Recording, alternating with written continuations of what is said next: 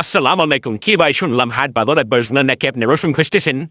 এদিক সেদিক রসুন খুঁজেন, উল্টা পাল্টা রসুন খান। আজকে যাই নেন কেমনি রসুন খাওয়ান লাগবো। উল্টা পাল্টা খাই আসলে ক্ষতি করেন না। চলেন আমরা যাই নেই, এর আগে কয়ে নেই আমি এমনি কথা কয়ে অভ্যস্ত।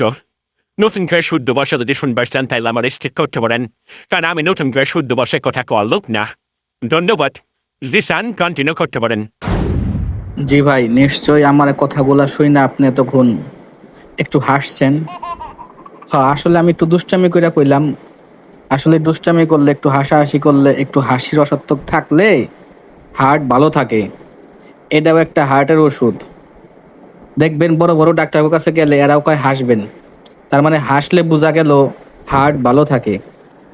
চলেন আমরা আজকে জানি রসুন খাইলে হার্ট ভালো থাকে নাকি হার্টের ক্ষতি হয়, নাকি বেশি খাইলে অন্য কোনো ক্ষতি হয়। চলেন আজকে আমরা জানি নিই। Okay, let's go. আসেন আমরা রসুনে ফিরে যাই। রসুন যদি আপনি খান প্রতিদিন, তাহলে আপনার হার্ট আসলেই ভালো থাকবো। শরীরে রক্তের ভিতরে যে চর্বি আছে ওই চর্বি কমবো। রক্তের ভিতরে যে কোলেস্ট্রল আছে ওই কোলেস্ট্রল কমবো। রক্ত পাতলা করব, শরীর ভালো থাকবো।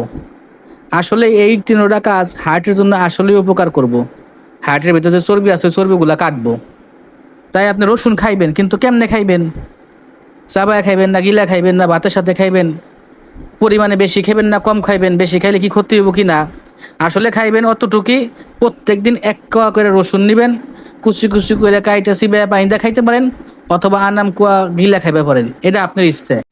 তবে ভাই সাবধান, বেশি রসুন খাইলে কইলে আবার ক্ষতিও আছে।